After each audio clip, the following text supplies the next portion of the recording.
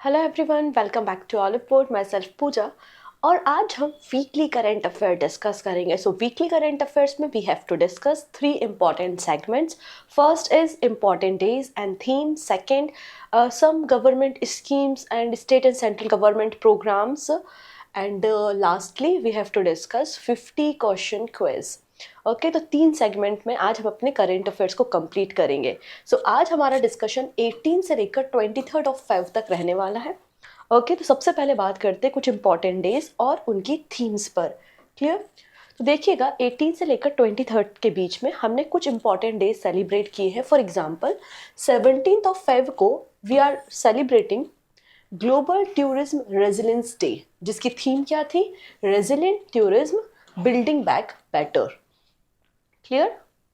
Next है 20 of Feb को हमने world day of social justice celebrate किया, जिसकी थीम थी bridging gaps building alliance. Bridging gap and building alliance world day of social justice की theme थी और ये एक इम्पॉर्टेंट डे है।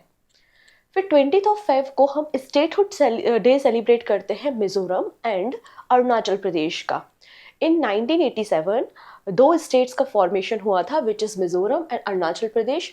मिजोरम हमारी कंट्री का 23rd नंबर का स्टेट है, वहीं अरुणाचल प्रदेश 24th नंबर का स्टेट आपको देखने को मिल जाएगा। तो नॉर्थ ईस्टर्न स्टेट है मिजोरम एंड अरुणाचल प्रदेश, उनका फाउंडेशन डे हम 20 ऑफ फेब को सेलिब्रेट करते हैं। अब हमारी कंट्री में 17 से लेकर 27 फेब के बीच में चल रहा है ताज महोत्सव। ताज महोत्सव कहाँ होता है? ताजमहल मतलब आगरा में। ठीक है। थीम है संस्कृति एंड समृद्धि।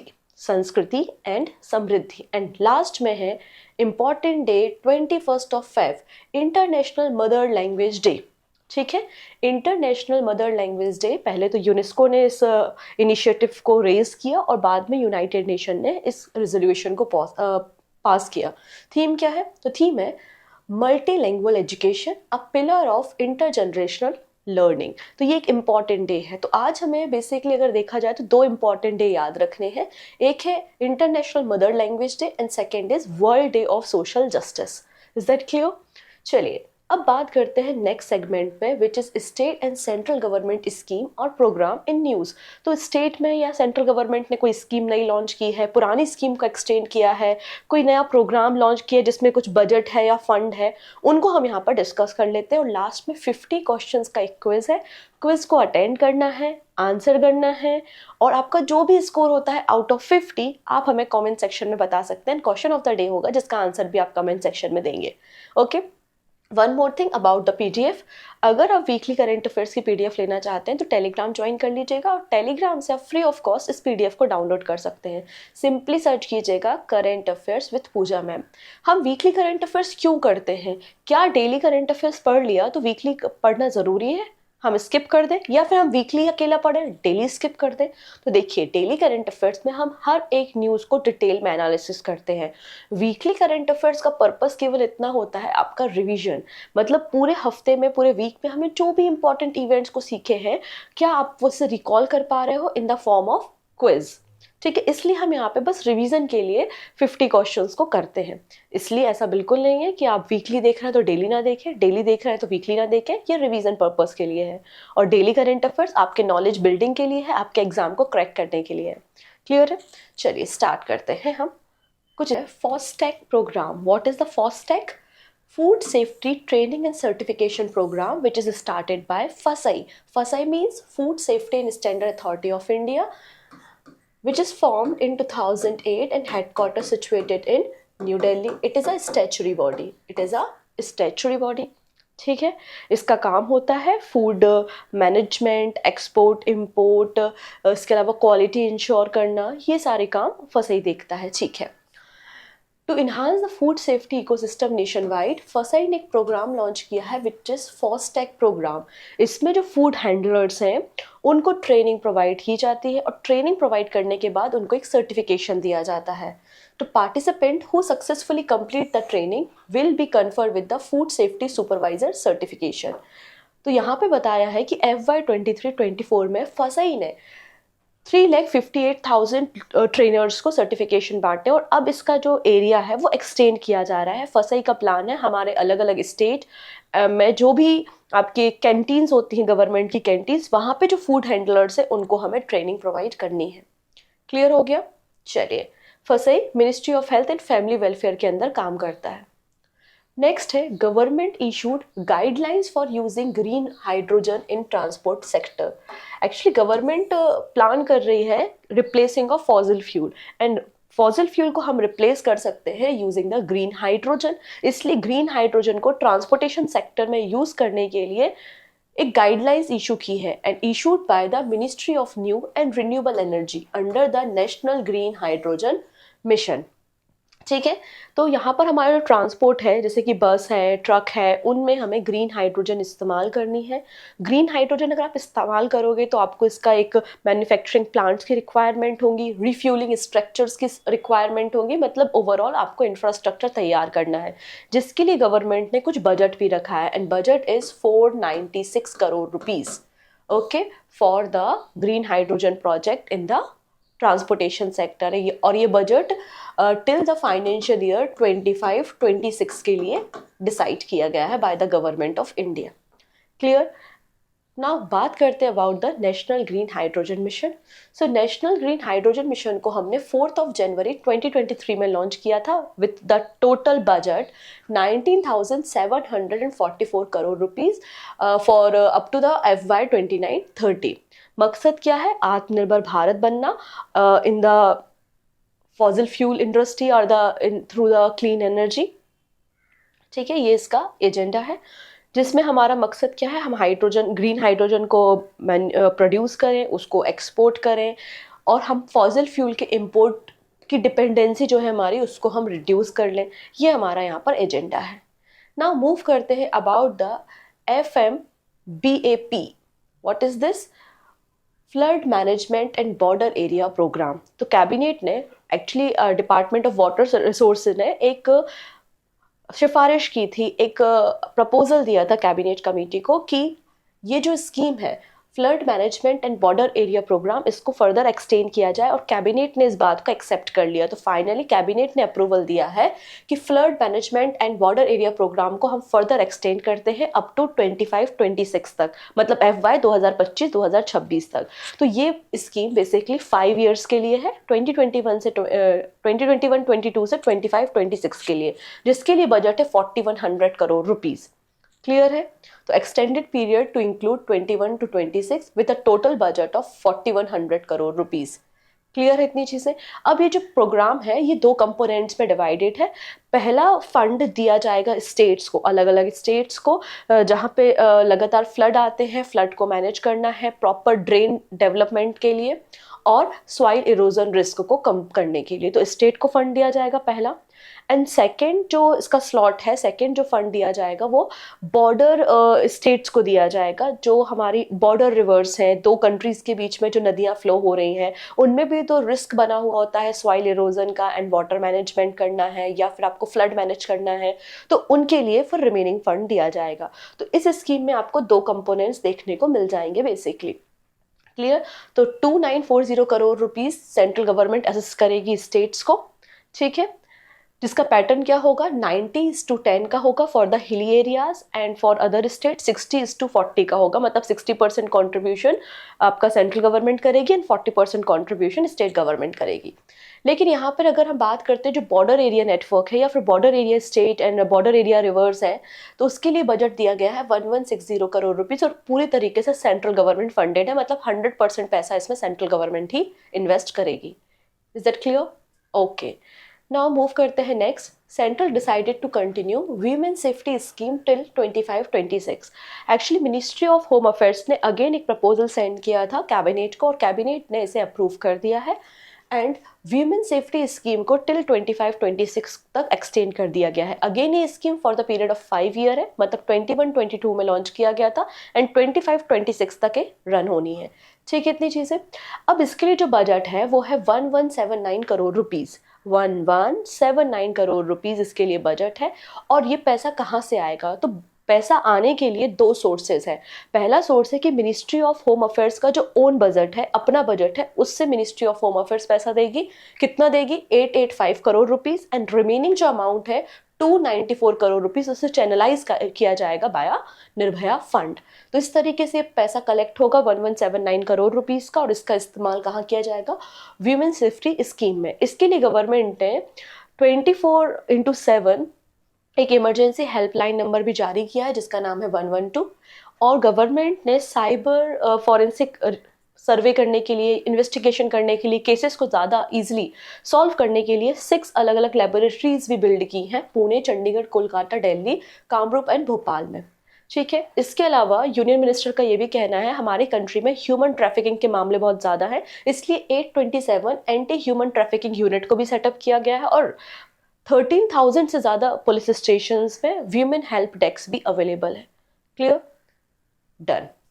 नेक्स्ट, अब बात करते हैं कुछ स्टेट ने भी तो गवर्नमेंट स्कीम लॉन्च की है, जैसे कि मुख्यमंत्री विश्वकर्मा पेंशन योजना 2024। तो मुख्यमंत्री विश्वकर्मा पेंशन योजना का एसोसिएशन राजस्थान से है, और राजस्थान के सीएम है भजन लाल।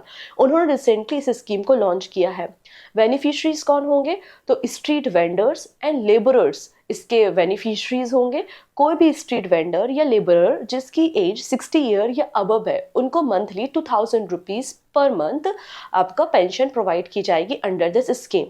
क्लियर हुआ इतनी चीजें? अंडर दिस स्कीम, जिससे वो डेली नीड्स को फुलफिल कर सके और किसी और पे डिपेंड ना रहना पड़े, जिसके लिए राजस्थान गवर्नमेंट ने 350 करोड़ रुपीस का बजट भी रखा है। लेकिन इनिशियल स्टेज में एक तो 60 साल की जब आप हो जाओगे तब आपको पेंशन मिलेगी, लेकिन अर्ली स्टेज में आपको एक ओपन अकाउंट, मतलब एक ओपन करना पड़ेगा अकाउंट, और उसमें आपको 60 रुपीज से लेकर 100 रुपीज तक पर मंथ प्रीमियर भरना पड़ेगा। और उसके बाद जब आप 60 साल के हो जाएंगे तो आपको पर मंथ 2000 रुपये यहाँ पर पेंशन दी जाएगी।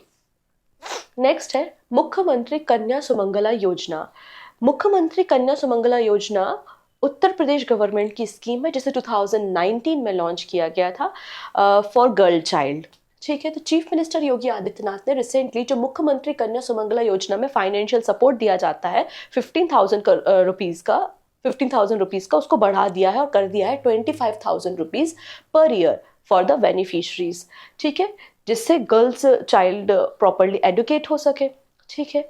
इसके अलावा हमारी कंट्री में एक और प्रोग्राम चलता है which is Beti Bachao and Beti Padhao, जिसे 22 जनवरी को 2015 में पानीपत हरियाणा से प्राइम मिनिस्टर नरेंद्र मोदी ने लॉन्च किया था। नेक्स्ट है जल जीवन मिशन के अंदर हर घर जल कवरेज 100% कवरेज वाला पहला नॉर्थ ईस्टर्न स्टेट बन गया है Arunachal Pradesh.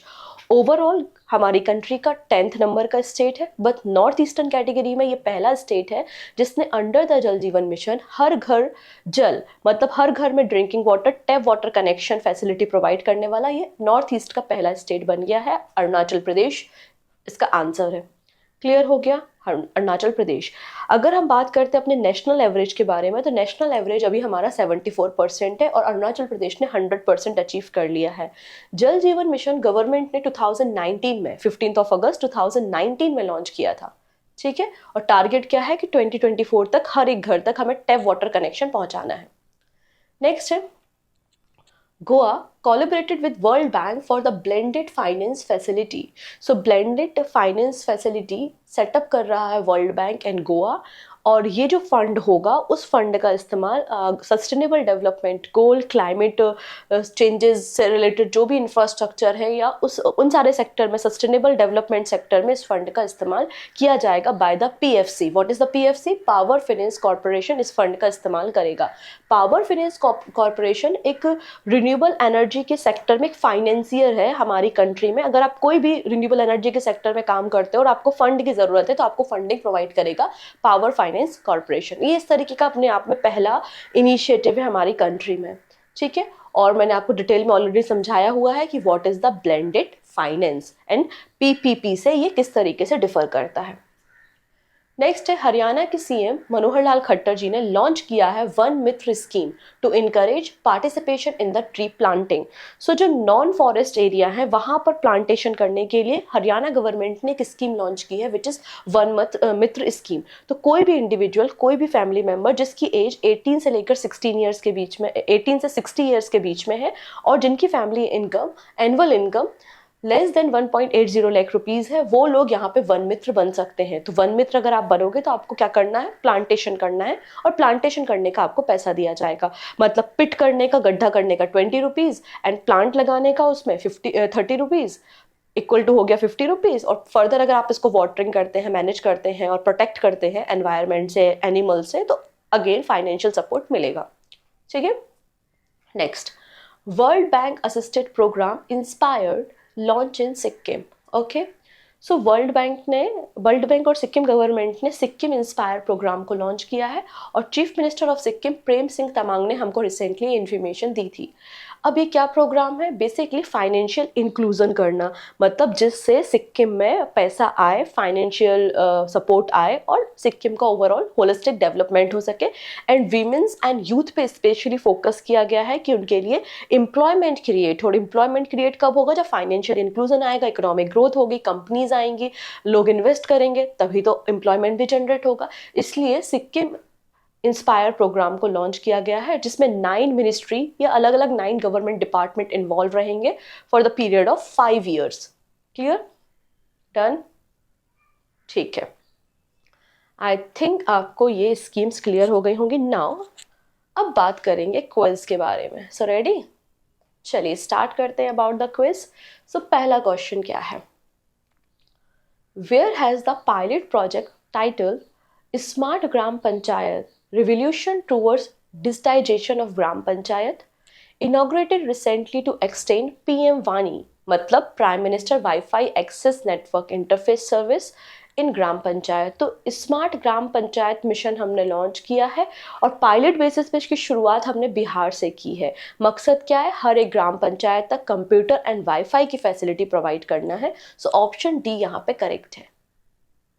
Next, where has Prime Minister Narendra Modi recently inaugurated warehousing facility Bharat Mart to provide unified platform for Indian exporter to showcase their diverse range of product under the one roof। तो हम अपने made in India products को promote कर रहे हैं जिसके लिए हमने भारत मार्ट लॉन्च किया है यूएई में। Option D is the right answer. Next, the government has announced the launch of PM Surya Ghar Muft Bijli Yojana with an investment of over blank rupees. It aimed to light up blank household by the providing up to blank of free electricity every month.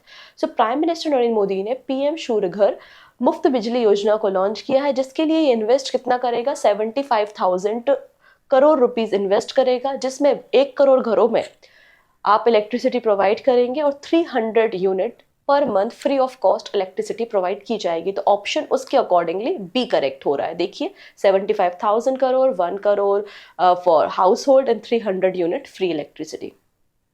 The Ministry of Health and Family Welfare, in collaboration with the State Bank of India, has launched the AIMS SBI Smart Payment Card for hassle-free payment at which AIMS? So answer is AIMS new Delhi में इसे शुरू किया गया है और इसे digital ID या फिर आशा आईडी के साथ कनेक्ट किया जाएगा। वैलिडिटी 5 इयर्स की होगी और इस पर कोई भी एडिशनल कॉस्ट नहीं ली जाएगी इस कार्ड को रखने के लिए। नेक्स्ट है the 16th conference of the world social forum 2024 commons in the city. So 16वें नंबर का जो वर्ल्ड सोशल फोरम हो रहा है वो कहाँ है, नेपाल के काठमांडू में। Option D. नेक्स्ट है who has been appointed as the managing director of Boeing defence India. So Boeing defence India के अगर हम बात करें मैनेजिंग डायरेक्टर तो जोशी साहब बन गए हैं, निखिल जोशी। नेक्स्ट है who has been appointed as a new chairman of IRCTC? So answer हो जाएगा यहाँ पे संजय कुमार जैन। जैन साहब इज द राइट आंसर। ठीक है। Next, recently Rachna Kumari was ban for the 12th year for failing multiple dope test. She is related to the which sports. तो recently 12 साल के लिए रचना कुमारी को बैन किया है और इनका रिलेशन हैमर थ्रो से था। Option A. Next, Ministry of Defence has signed a contract with which company for the manufacturing and supply of total 463 indigenously manufactured 12.7 mm stabilized remote control guns for the Indian Navy and Indian Coast Guard with a total cost of 1752 crore rupees. So यहाँ पे रक्षा मंत्रालय ने made in India 463 stabilise remote control gun को खरीदने के लिए किसके साथ कॉन्ट्रैक्ट साइन किया है? तो advance weapon equipment India limited, जो कि कानपुर बेस्ड है। ऑप्शन सी करेक्ट है। Recently which country is launching the dream of desert train in the middle east? तो आंसर हो जाएगा यहाँ पर किसने लॉन्च की है? सऊदी अरेबिया ने। ठीक है। Cochin International Airport Limited has signed an MOU with which company for setting up green hydrogen plant in the premises of Cochin Airport? ये वर्ल्ड में इस तरीके का पहला कोचिन इंटरनेशनल एयरपोर्ट है जो कि अपने प्रेमाइसेस में ग्रीन हाइड्रोजन प्लांट को इंस्टॉल कर रहा है। और किसकी मदद से? BPCL, Bharat petroleum corporation limited. India's first helicopter emergency medical service will be started from which state? तो यहाँ पर ऋषिकेश एम्स से इन सर्विस की शुरुआत हो रही है। कहाँ पर? उत्तराखंड में। Which state government has launched the One Mitra scheme to encourage community participation in free planting activity in non-forest area? तो वन मित्र स्कीम मनोहर लाल खट्टर जी ने लॉन्च की है, मतलब Haryana government. Option D. With which country central bank RBI are planning to integrate their respective fast payment system means UPI for the facilitating cross border remittance? तो cross border remittance के लिए RBI Nepal के bank के साथ एक agreement sign कर रहा है, मतलब UPI और NPI को इंटीग्रेट किया जा रहा है। तो ऑप्शन बी करेक्ट है। नेक्स्ट है, with whose collaboration has the Sikkim government launched the Sikkim Inspire initiative? तो आंसर हो जाएगा वर्ल्ड बैंक। Option B. ठीक है।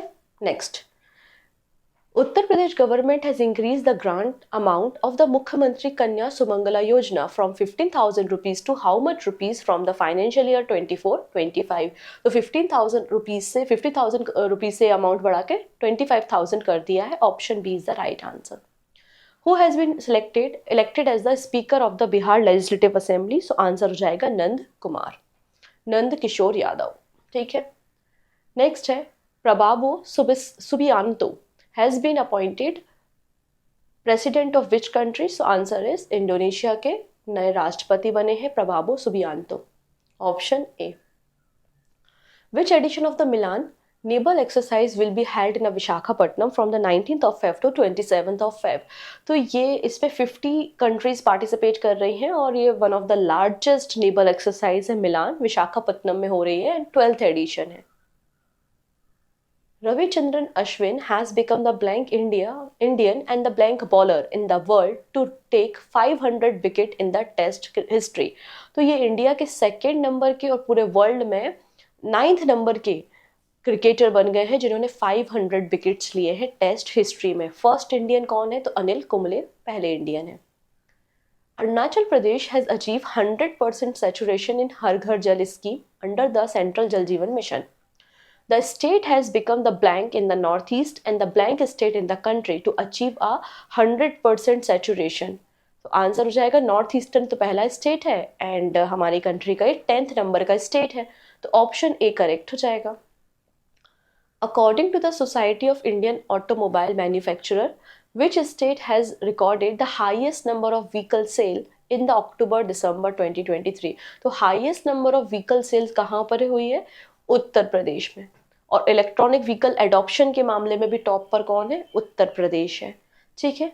लेकिन नेक्स्ट क्वेश्चन अगर हम देखेंगे तो उसमें पूछा गया है, according to the bureau of energy efficiency data which state top the country in the term of public electric vehicle charging station with 5059? तो infrastructure, EV infrastructure charging station के मामले में टॉप पर कौन है?